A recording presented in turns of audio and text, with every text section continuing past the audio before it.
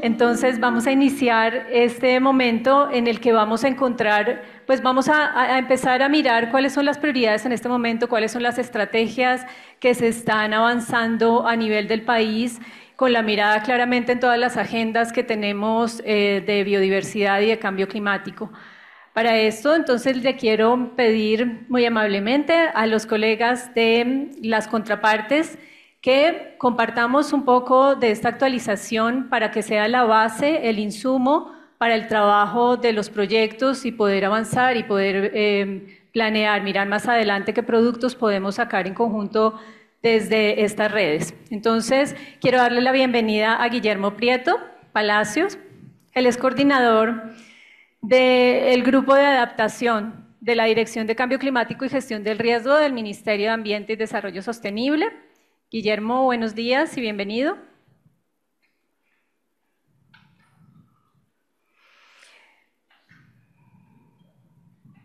También a Camilo Rivera.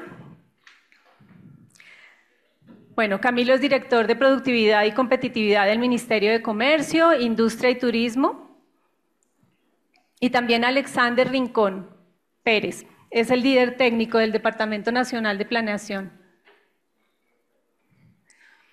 Le doy la bienvenida también a Ana María Ramírez Tobar. Ana María es asesora de la Dirección de Energía Eléctrica del Ministerio de Minas y Energía. Y a Elizabeth Patiño.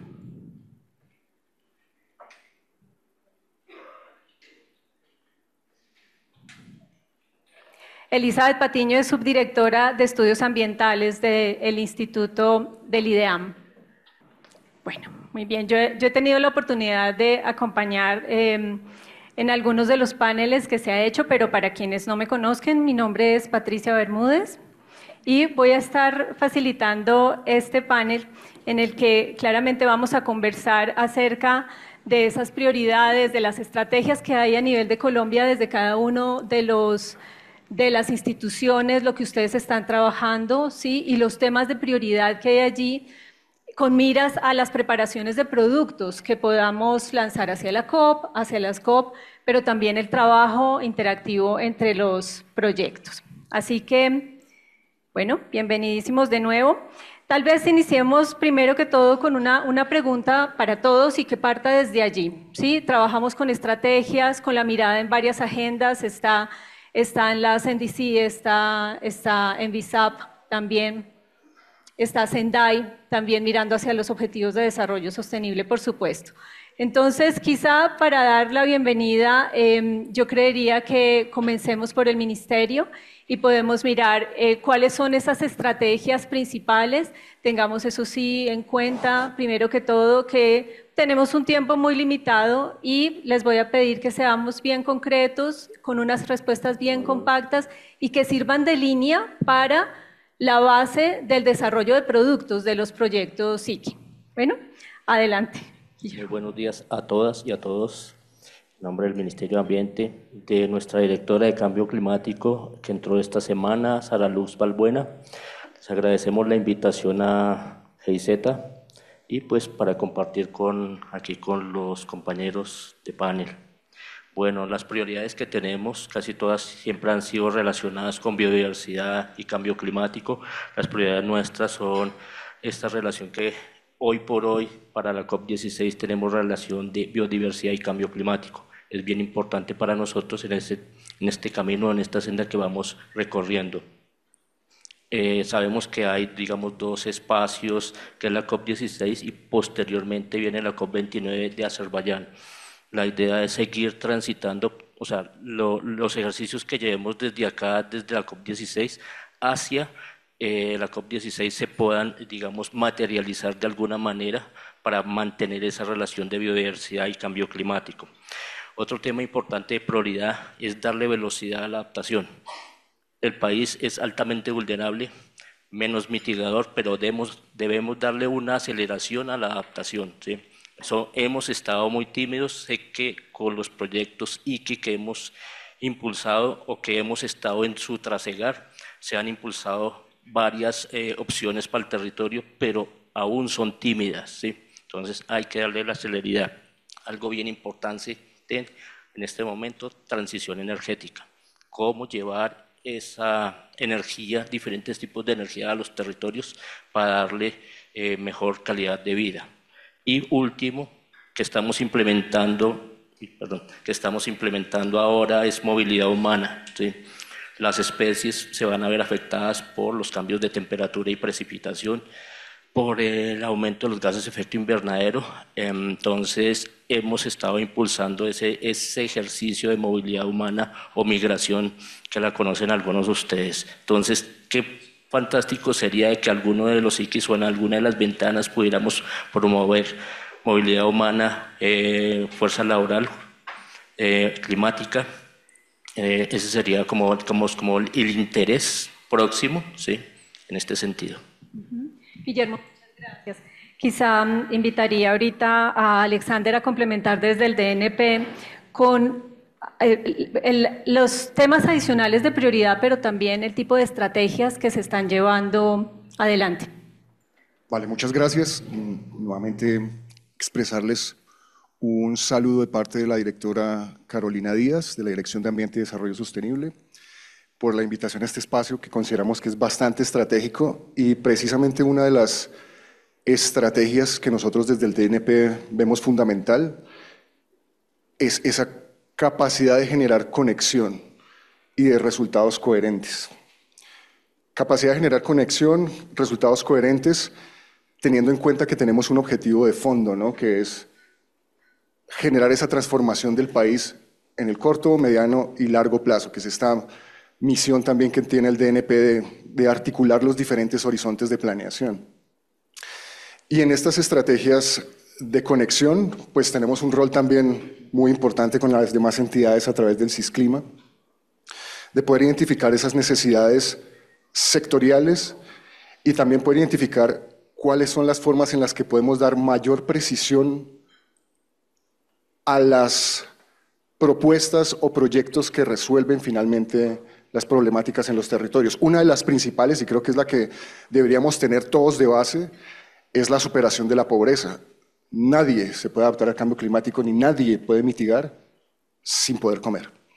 De ahí en adelante ya vamos a generar ese hilo conductor que nos va a permitir desarrollar las capacidades para conectar los proyectos, las necesidades con las fuentes de financiamiento.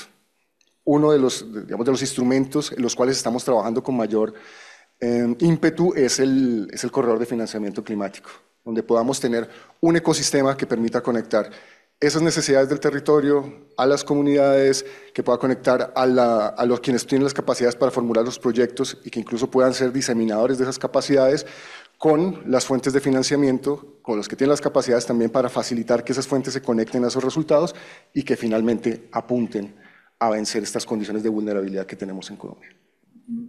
Alexander está tomando toca un tema de prioridad y es un tema que nos compete hoy con la mirada del evento y es el impacto que podamos generar en los territorios, en las comunidades, el fortalecimiento, la disminución de la pobreza.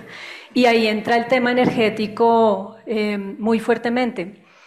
Quisiera preguntarle a Ana María, aquí de mirada a las comunidades y, digamos, hablar un poquito de ese entorno de la transición energética y cómo podemos apoyar hacia allí a las comunidades, fortalecer para que esta transición justa se dé. Bueno, gracias. Buenos días a todos. Estoy muy de acuerdo con algo que han dicho mis compañeros y es que hablar de transición energética como clave en todos los procesos de sostenibilidad es algo que no va a ser de un solo sector. Lo lidera el Ministerio de Minas y Energía, sin embargo tiene que ver mucho también con el trabajo que se hace desde otros sectores. Para nosotros, en los pilares más importantes está la democratización y la descarbonización, que son propuestas donde precisamente se busca involucrar a las comunidades, algo que en algún momento se llamó no dejar a nadie atrás, y es que en la transición energética se va a demandar mucho territorio. Electrificar sectores como el transporte, algunos sectores industriales, pues requiere grandes extensiones de territorio, principalmente porque las renovables demandan territorio.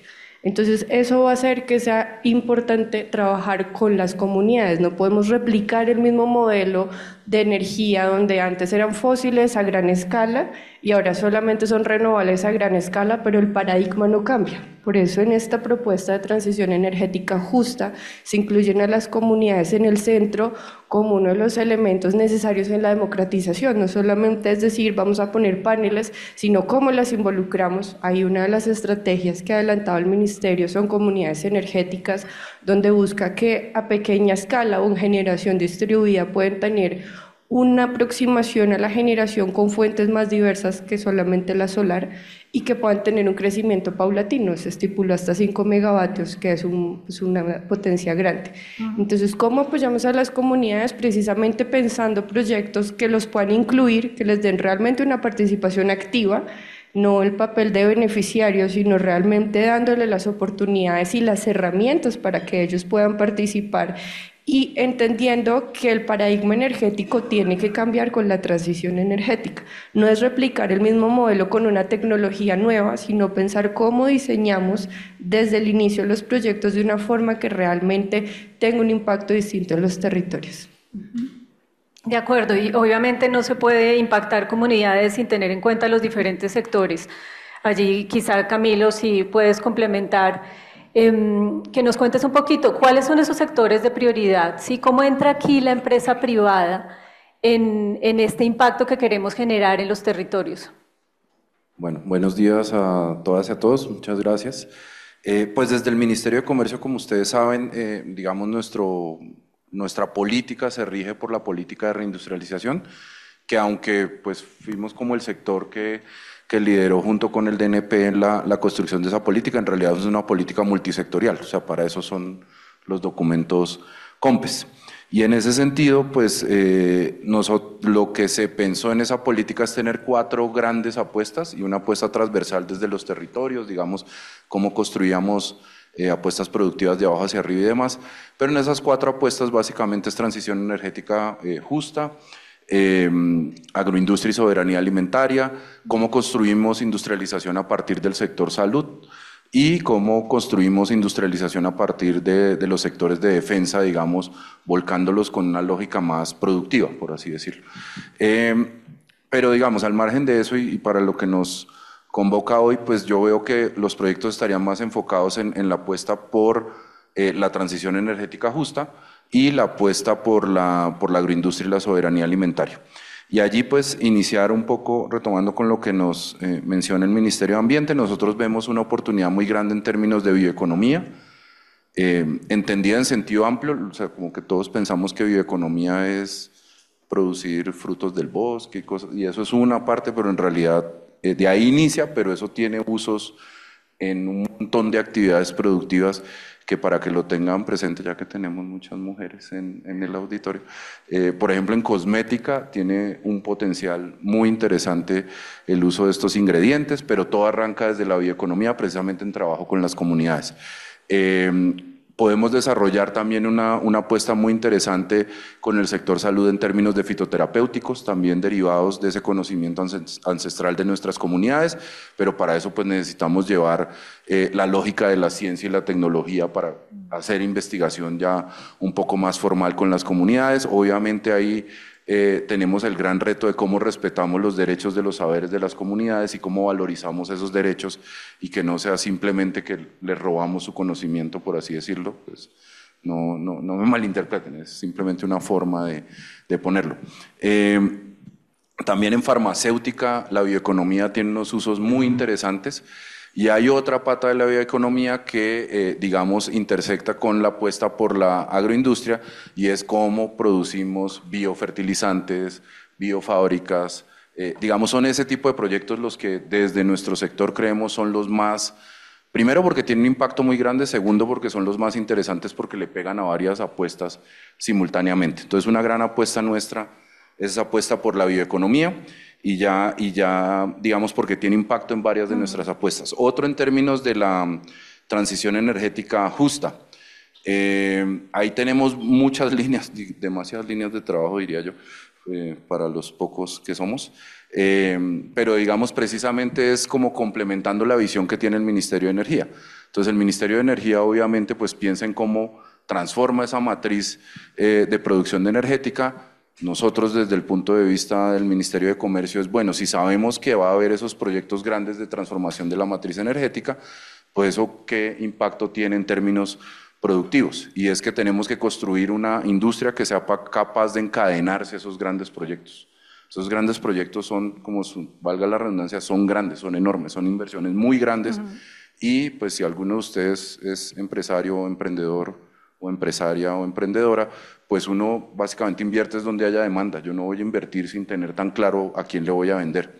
Entonces lo que vemos es que la demanda está muy orientada hacia ese tipo de proyectos. Entonces por un lado, tenemos que construir ese encadenamiento.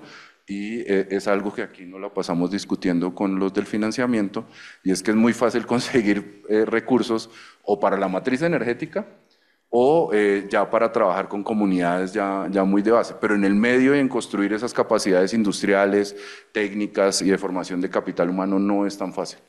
Y allí es donde creo que tenemos un hueco muy interesante. Pues desde el punto de vista de política pública, o sea, es un problema, pero es interesante trabajar en eso. Otros temas, pues minerales estratégicos que venimos trabajando con el Ministerio también de Minas y Energía, un gran interés en sostenibilidad, economía circular y cambio climático. Allí tenemos muchos proyectos en términos de ENS, obviamente con los sectores que más emisiones generan. Como lo mencioné, en fuentes no convencionales de energía renovable, inicialmente tenemos dos intereses, pero pues el interés es general en términos de industrialización y proveeduría de esa apuesta por las energías no renovables, un proyecto de hidrógeno que venimos trabajando con ustedes también, y algo, digamos, que son de esas apuestas también grandes es lo de producción de SAF, eso es biocombustible renovable, es para aviación. Ese es un proyecto también grande y que vemos allí también algo interesante. En electromovilidad y reconversión, y allí insisto, como en que la lógica nuestra es que la parte, pues desde el punto de vista productivo, la transición energética, la parte justa de esa transición energética para nosotros es que tiene que ocurrir si nos genera capacidades de producción y de transformación industrial. Si es simplemente un tema de tener energía renovable por tenerla y ya, creemos que no es la mejor apuesta. O sea, la apuesta es que esa apuesta por la transición energética genere capacidades industriales en ese país, y en eso en electromovilidad ya lo estamos viendo. Ya tenemos proyectos de producción nacional de buses y ensamble. Obviamente no producimos todo, por eso me refiero a ensamble, todavía no producimos, pero ensamblamos, por ejemplo, ya buses eléctricos en Colombia. Es el tipo de cosas que queremos promover. Y finalmente, pues una reconversión productiva de los territorios. Creo que eso sería como la gran mirada desde nuestro sector de a qué tipo de proyectos vemos que hay un potencial interesante de avanzar. Gracias, Camilo. De pronto, como para complementar esta parte de sectores y proyectos, solamente, Alexander, si tienes algo muy puntual que haya hecho falta allí en cuanto a sectores. Ya Camilo lo mencionó en su gran complejidad, solo una cosa, y es nuevamente hacer énfasis en la coherencia de políticas y la coherencia de los resultados.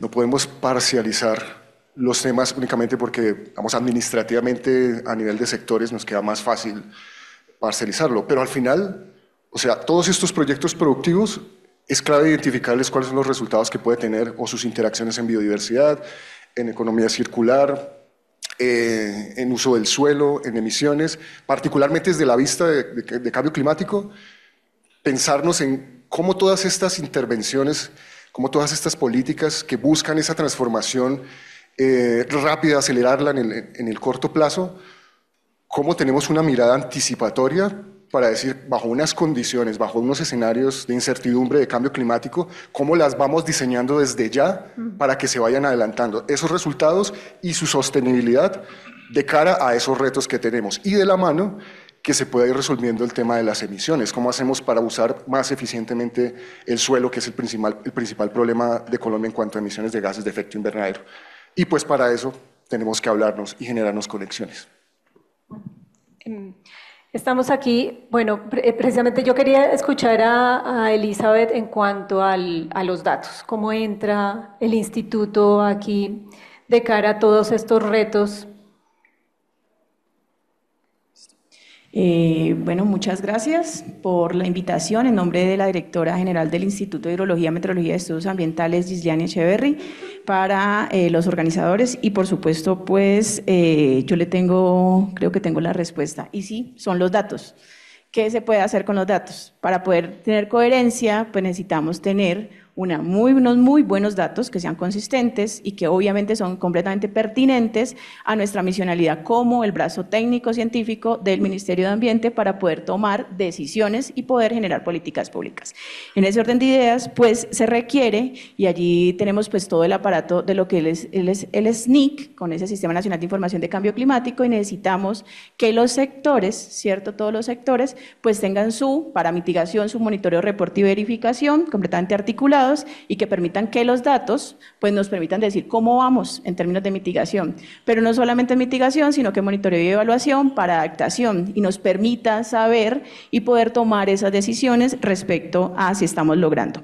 Solamente si logramos tener esa consistencia en los datos, en la cual el instituto es pionero, digámoslo así, con los inventarios nacionales de gases de efecto invernadero, ¿cierto? Nos estamos preparando para el BTR. Bueno, tenemos un gran aparato, digamos, funcionando que permite todo esto. ¿Para qué? Pues para poder planear acciones y obviamente en términos de monitoreo, reporte y verificación, ICI ha sido un gran aliado con los proyectos para ese trabajo pues, y esos proyectos. Y obviamente también necesitamos para las cabezas de sector monitorear. Si no monitoreamos, si no hacemos el seguimiento, no vamos a saber para dónde vamos. Y necesitamos datos de calidad. Claro, prever con estos datos. Y allí entra algo que nos mencionaba Guillermo sobre, bueno, empiezan a entrar los mecanismos, digamos, que se han utilizado para el reporte, para la verificación. ¿Cuáles son esos mecanismos de complemento que se han trabajado con los proyectos ICI para Colombia? ¿Y cuál es el impacto, tal vez hablar de una vez de que se está generando?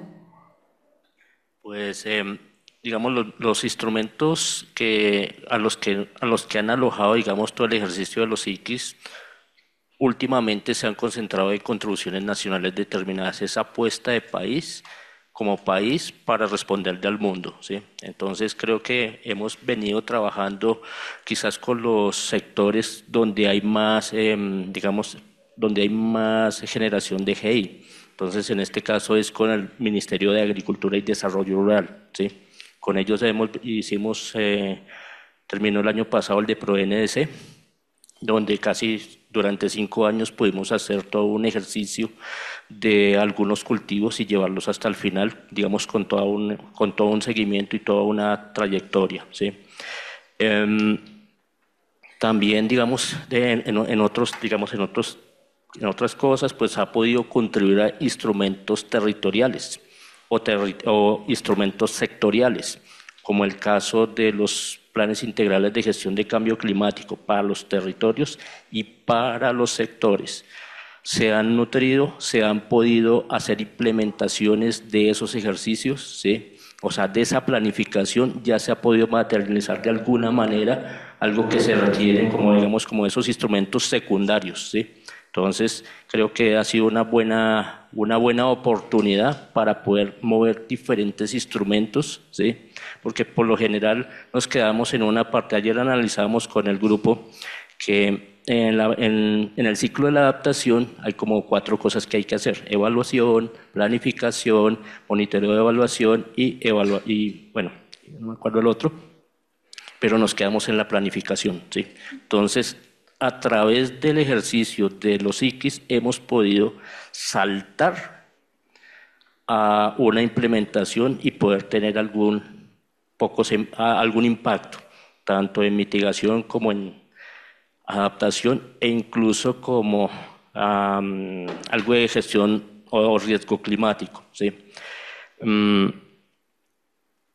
Y también le contribuye a las políticas, a la política de biodiversidad, a la política de cambio climático, política hídrica, al Plan Nacional de Adaptación al Cambio Climático, a la misma Política Nacional de Cambio Climático y otras políticas relacionadas, instrumentos relacionados, A través de estos proyectos también no solamente llegamos digamos, a la implementación de acciones, opciones, mitigación, adaptación, resiliencia al territorio, sino a todos esos instrumentos de tipo regional como los planes de ordenamiento territorial o los departamentales, a los instrumentos ambientales como el PONCA.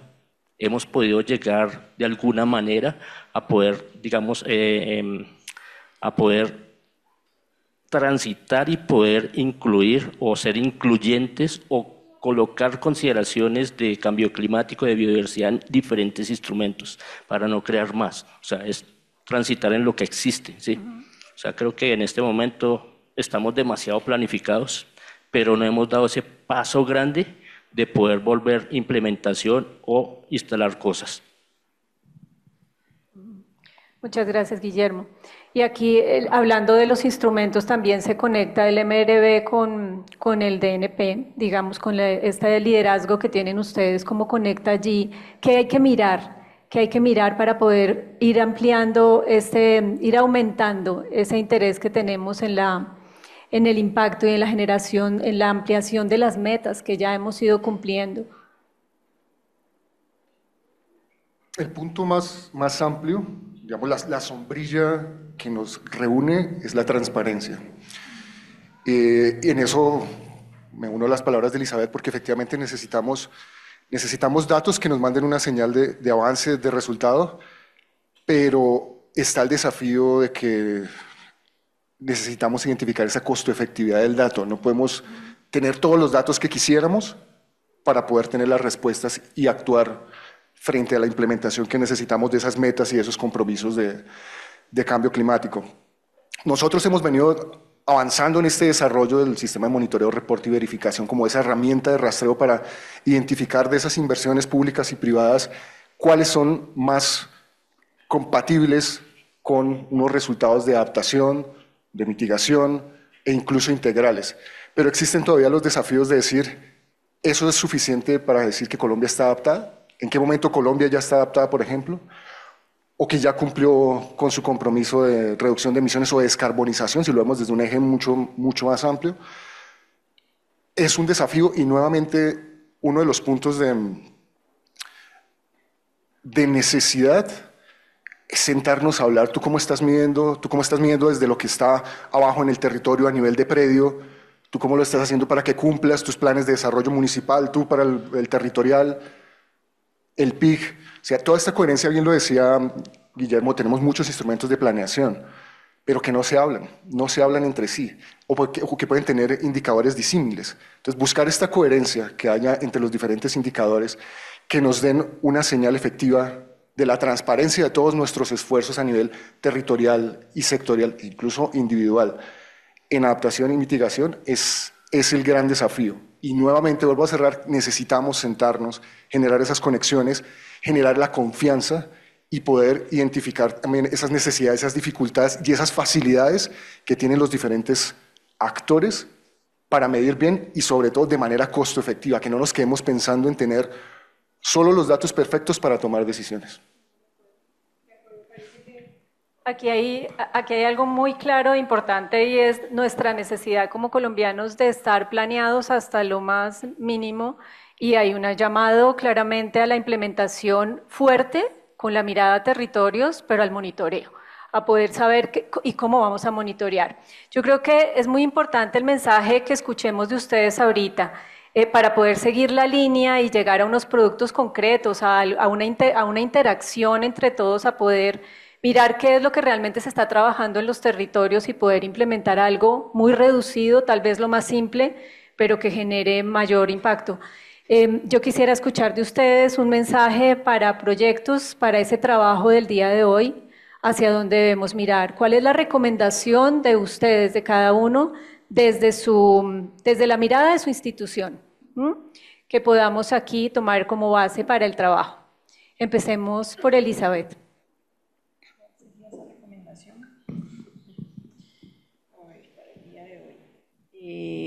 Bueno, yo creo que, y me uno a las palabras de Alexander, de NP, con el tema de, pues, estamos aquí para hablar, para ponernos de acuerdo, ¿cierto? Para tratar de generar esa coherencia.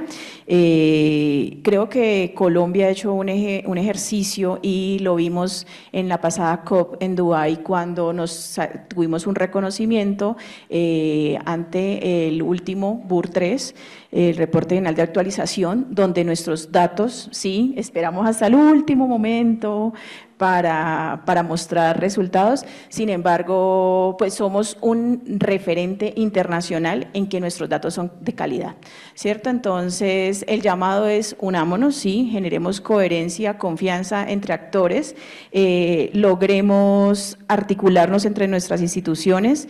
Es importante hacer el seguimiento al NDC, yo creo que eso es fundamental. Nos estamos preparando, y aprovecho este espacio para hacer la cuña, el 1 de agosto estaremos lanzando el proyecto Cuarta Comunicación, BTRs. Entonces va a ser un escenario muy importante porque está programado para diciembre del 2020, de este año, 2024, el primer BTR, ¿cierto? Pasamos del BUR 3 o de los BUR, de reportes de actualización, a los reportes bienales de transparencia, y ahí obviamente pues es ese marco, sombrilla, la transparencia la que sí nos obliga a hablarnos entre todos para poder tener consistencia en los datos, ¿cierto? Y poder saber exactamente y evaluarnos y, como decía al principio, pues saber cómo vamos. Si no sabemos cómo vamos y no tenemos datos de calidad, si no estamos hablando entre nosotros, no tenemos los diferentes instrumentos, no estamos utilizando estas estrategias, pues no vamos a poder tomar decisiones informadas y los tomadores de decisiones pues se van a quedar sin poder planificar. Podemos tener todos los sistemas, los mecanismos de planificación, pero pues se necesita ese rigor. Yo creo que esa es como mi recomendación para el día de hoy. Rigor en los datos. Ana María. Gracias. Bueno, yo quiero retomar algo que se ha nombrado y es la coherencia en los proyectos. Hay que saber leer los datos en el sentido que si, por ejemplo, para Colombia uno de los mayores fuentes de emisión es la deforestación, pues los programas de transición energética no pueden ser deforestar el Amazonas para poner paneles solares. Tampoco pueden ser proyectos, por ejemplo, de agrovoltaico en el Amazonas con piña, donde no tenemos cómo sacarlo. Hay que ser coherentes precisamente en todo esto y en que cuando hablamos de transición energética, para que esto sea sostenible, pues hay que tener modelos de financiamiento que sean exitosos. La banca tradicional pues ofrece un portafolio de soluciones que no necesariamente son aplicadas a estos escenarios. Entonces, en los proyectos también hay que pensar cómo se financia. El financiamiento no puede venir solamente de subsidios, de terceros, sino que tiene que diseñarse algún mecanismo que recopile las formas que ya existen, no sé, la economía de los pobres, el premio Nobel hace un par de años sobre economía de cómo diferenciar toda esta banca y es necesario en estos proyectos. También el uso de otras tecnologías diferente a la solar, la integración de soluciones híbridas es importante. Colombia es un país que tiene muy buena radiación solar, pero que también tiene un alto potencial hidráulico a pequeña escala. Aquí no estamos hablando de los megaproyectos necesariamente hidráulicos, pero sí de cómo aprovechamos diferentes tecnologías que hoy no se están utilizando porque está, digamos, de moda otro tipo de tecnología y que son necesarias para darle confiabilidad también al sistema.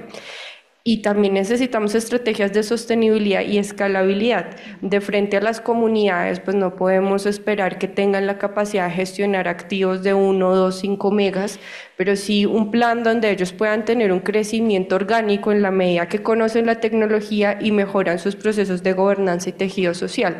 Con todo esto, lo que nosotros buscaríamos desde el Ministerio de Minas y Energía y desde la Dirección de Energía Eléctrica son proyectos que con un trasfondo de transición energética bien fundamentados de lo técnico realmente tengan la capacidad de conversar con otras disciplinas, con el transporte, con el comercio, cómo vamos a hacer esta energía, qué uso tiene. Si está en la energía en alguna zona, en el tapón del Darién, ¿para qué se va a usar? Pues tiene que estar conectado con un plan de economía, con un plan también de decir, bueno, digamos, si mi producción es de piña, ¿cómo la va a sacar?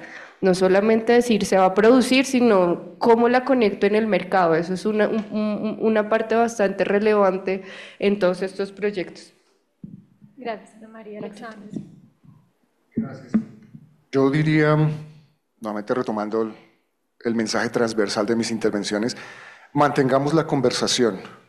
y mantengamos presente que en el fondo la vulnerabilidad principal es la pobreza. O sea, alineemos nuestros objetivos para vencer esta vulnerabilidad, para poder garantizar ese crecimiento y ese desarrollo socioeconómico, esa mejor relación de la sociedad con la naturaleza desde las perspectivas del territorio. Y eso exige un esfuerzo de nosotros como gobierno, también desde ustedes, desde los que están implementando con proyectos particulares. Mantengamos la conversación, sigámonos hablando, identifiquemos esa alineación de esos diferentes resultados que queremos que finalmente apunten a vencer esas condiciones de vulnerabilidad y que de paso generen transformación productiva, generen riqueza y que estén alineados con nuestro compromiso marco de NDC, Estrategia 2050, Plan Nacional de Desarrollo. Gracias, Alexander.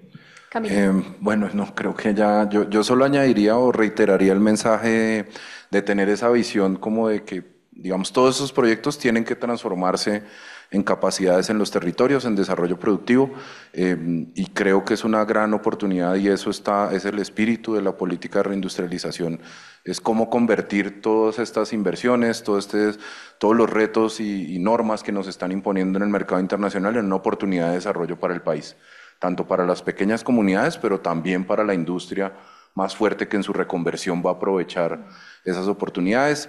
Digamos, ¿por qué nos interesan los proyectos de energía o de transición energética? Porque vemos primero que es una oportunidad de desarrollar industria, digamos, que ya existe en el país, pero también, y muy importante, es cómo traemos nueva industria y nueva tecnología al país. O sea, el mundo se está convirtiendo en un mundo en donde yo tengo que asegurar las bajas emisiones en toda mi cadena de producción. Y nosotros tenemos un potencial muy grande como país en términos de generación de energía limpia. Entonces podemos atraernos nuevas inversiones, transferencia de conocimiento y tecnología a nuestro país. Y un poco es como dejarles a todos ese mensaje de que no pensemos que sostenibilidad y desarrollo económico son cosas como que van una en contra de la otra, sino que en este momento coyuntural que vivimos en el mundo, creo que para Colombia o para países como Colombia, porque no es algo que solo nos esté pasando a nosotros, en realidad es una oportunidad de desarrollo económico como no la hemos visto en muchos años. Y si no dejamos esos proyectos, esas anclas bien montadas, va a ser una nueva revolución industrial, por así decirlo, que nos va a dejar. Entonces tenemos que, digamos, ya la planeación más o menos está. O sea, nos toca empezar a pensar en proyectos y en cosas específicas de cómo las bajamos al territorio. Y obviamente van a quedar siempre cosas de datos y tal, pero eso lo podemos ir ajustando en el camino, pero sí necesitamos ya tener como proyectos más concretos que generan impacto territorial. De acuerdo, Camilo, muchas gracias. Guillermo. Algo bien importante que han adolecido los proyectos es monitorear, evaluar. No sabemos si estamos haciendo buena adaptación o quizás mala adaptación o mala mitigación, ¿sí? Que es importante ahí que cuando arranquemos los proyectos, arranque a la par su sistema de monitoreo, evaluación o monitoreo, reporte y verificación, ¿sí? Eso es bien importante. Hemos trasegado mucho tiempo en adaptación y casi siempre ese ejercicio se deja al final y tú no puedes verificar o monitorear o hacerle seguimiento. La mayoría de esos seguimientos para caso de adaptación son seres vivos, obedecen a un comportamiento. Entonces no es tan fácil tener un impacto. Si nosotros podemos arrancar en un ejercicio de monitoreo, y ahí es, como dice Elizabeth, los datos los podemos tener, ¿sí? Pero hay que materializarlos en algo, en una respuesta, ¿sí? Entonces la invitación es un poco a eso, ¿sí? Arrancamos, punto cero de arranque, mides lo que necesitas medir, ¿sí? Y la otra es, las poblaciones se están moviendo, las poblaciones se están viendo afectadas. Y como decía Alexander, no pobreza, bueno, pobreza sí, pero más que eso, miremos cómo podemos resolver necesidades de seguridad alimentaria. Necesitamos alimento. Y en la medida en que cambien, digamos, los patrones climáticos, muy posiblemente vamos a tener menos tierras que produzcan alimento, ¿sí? Entonces, eso es, digamos como las orientaciones que queremos dejarles a ustedes. Acuérdese que también hay una fuerte relación entre biodiversidad y cambio climático, ¿sí? Eso es todo. Muchas gracias, Guillermo. Bueno, nos quedamos entonces con estos mensajes, mirar la coherencia que se pueda tener dentro de cada uno de los proyectos, el diálogo que hoy va a ser súper importante, que durante todo el día estemos en trabajo con el otro, mirar qué estamos haciendo, ya vamos a tener algunas herramientas para poder vincularlo. Por supuesto, los datos, la rigurosidad que se menciona en los datos desde el inicio, unido a ese monitoreo, el inicio y el final, mirando hacia territorio y hacia la reconversión, hacia la reindustrialización que llama el Ministerio de Comercio. Entonces, bueno, a ustedes muchísimas gracias por esta base. Espero que puedan acompañarnos un poco más, por lo menos en el receso que viene más adelante, para que puedan hablarse, ¿no? Para que puedan contactar preguntas que tengan ustedes adicionales y que de pronto podamos ya aquí iniciar otro tipo de productos a partir de sus palabras del día de hoy. Muchas gracias a todos por su intervención. Gracias.